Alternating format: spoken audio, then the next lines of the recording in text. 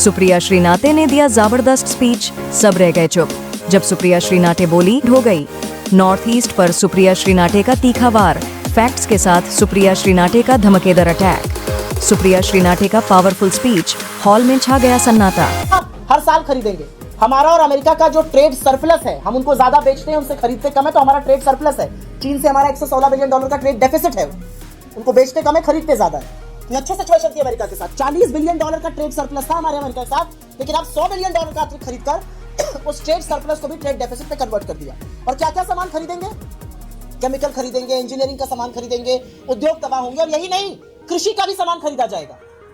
तो हमने 0% tariff America पर लगाने का वादा किया, 500 बिलियन डॉलर का सामान खरीदेंगे, और अमेरिका बताएगा हमें कि हम किसको और किससे तेल खरीदेंगे या नहीं खरीदेंगे। हमने वादा कर दिया, हम रूस से कच्चा तेल नहीं खरीदेंगे, हम अमेरिका और वेनेजुएला से महंगा तेल खरीदेंगे। हमारा 40% कच्चा तेल हम रूस से खरीद रहे थे, क्योंकि वो इस समय दुनिया का सबसे सस्ता तेल बेच रहा है। तो हमने अपनी एनर्जी सिक्योरिटी का भी स्वाहा कर दिया।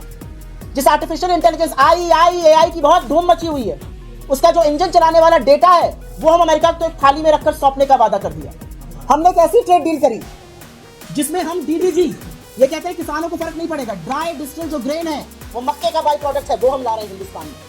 हमने कहा कि हम सोयाबीन नहीं ला रहे, आप सोयाबीन ऑयल ला रहे हैं। आज उन किसानों को तबाह करने पर आज भारत के किसानों का एवरेज खेत का साइज होता है 0.76 एकड़। अमेरिका का एवरेज खेत का साइज है 467 एकड़। वहां पर करोड़ों रुपए तक की सब्सिडी मिलती है, हमारे पास 15,000 रुपए की सब्सिडी मिलती है। बड़े बड़े मैकेनाइज्ड मशीन से वहां के फार्म में खेती होती है, और किसानों को तबाह करने के लिए आपने खेती को खोलकर रख दिया अमेरिका के सामने। हमारा जो डोमेस्टिक उद्योग है वो पूरी तरह से तबाह हो जाएगा। जब आप इतनी सारी मेक इन अमेरिका चीजें लाएंगे तो मेक इन इंडिया का क्या होगा? जिस शेयर को दहाड़ना था वो तो मिनिया रहा है अभी भी, अब तो बिल्कुल ही चुप हो जाएगा। जो मैन्युफैक्चरिंग 17% ऑफ जीडीपी होती थी, वो 12% पे, अब वो 2% पे गिर जाएगी। तो आपने क्या सोचकर ये ट्रेड डील करी? और अब जो पिछले 48 घंटे में तथ्य सामने आए हैं, उससे इंसान सिर पीट ले। अमेरिका के सुप्रीम कोर्ट ने अपनी रूलिंग में प्रेसिडेंट ट्रंप के रेसिप्रोकल टैरिफ पर बैन लगा दिया। ट्रंप जी ने कहा मैं वैश्विक 10% टैरिफ लगाऊंगा। उसका क्या नतीजा था कि हिंदुस्तान पर अब 10% टैरिफ लगेगा। आज उसको बढ़ाकर 15 कर दिया। तो हमने इंतजार क्यों नहीं किया? 2 लोअर कोर्ट ऑलरेडी ऑर्डर दे चुके थे इसके खिलाफ, सुप्रीम कोर्ट से भी संभावना थी ऑर्डर नेगेटिव ही आता। हमने सुप्रीम कोर्ट के वर्डिक्ट का इंतजार क्यों नहीं किया? हमने अमेरिका के साथ इतनी जल्दबाजी में डील क्यों की? 30 मिनट की फोन कॉल पर हमने आत्मसमर्पण क्यों कर दिया? हमने क्यों प्लीड किया कि हमारे साथ डील कर लीजिए? और जब ट्रंप ने इस डील का अनाउंसमेंट किया था, तब उन्होंने लिखा था ये डील नरेंद्र मोदी के कहने पर हो रही है। क्यों हमने ऐसा किया? क्यों जल्दबाजी हमने दिखाई? क्योंकि नरेंद्र मोदी का जो गले का शिकंजा है वो अमेरिका के हाथ में है। जिस जिu-जित्सु की बात राहुल जी करते हैं, पटखनी देकर अमेरिका ने उनके गले को दबोच लिया। और पहली बात जो दबोचा है वो एप्स्टीन फाइल में नरेंद्र मोदी जी का नाम आना है, उनके मंत्रियों का नाम है, जो लगातार एप्स्टीन जैसे दरिंदे से संपर्क में थे। एक ऐसा व्यक्ति जो 2008 में कन्विक्ट हो चुका था, जेल काट चुका था, यौन शोषण, छोटी बच्चियों के साथ बलात्कार करने के लिए। He was a convicted paedophile, a convicted sex trafficker. ऐसे व्यक्ति के साथ नरेंद्र मोदी और उनके मंत्री बात कर रहे थे।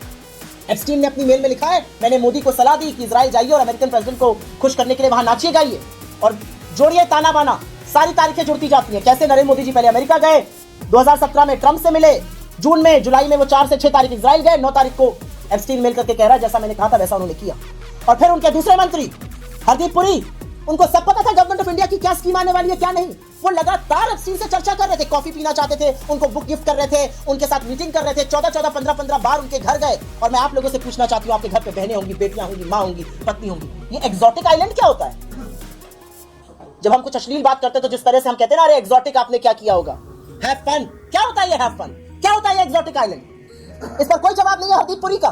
और एक ऐसे व्यक्ति को अपने मंत्री परिषद में मंत्री बनाया हुआ है।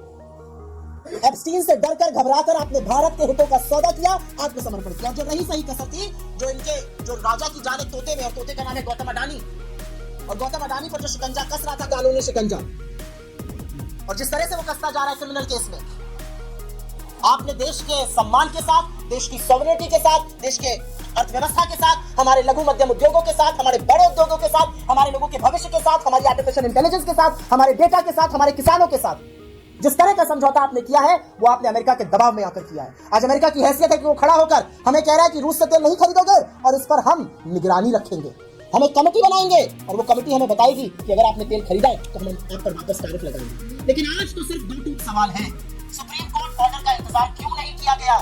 क्यों जल्दबाजी दिखाई गई, ऐसी क्या जरूरत थी आत्मसमर्पण की? ये सारी बातें जो है राहुल गांधी जी ने सदन से लेकर सड़कों तक उठाई है। अब कांग्रेस पार्टी ने बीड़ा उठा लिया है।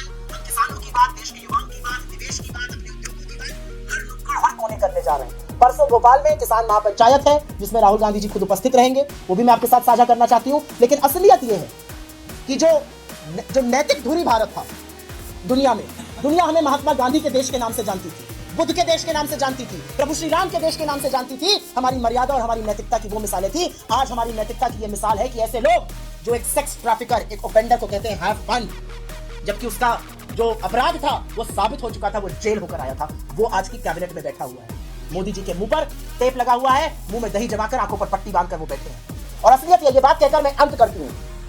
एक एआई समिट करी, वहां पर चीनी रोबोट दिखाया, उसको अपना कहलवाया, और जब आप अगर कॉम्प्रोमाइज प्रधानमंत्री हैं तो आपको कॉम्प्रोमाइज प्रधानमंत्री बताया जाएगा।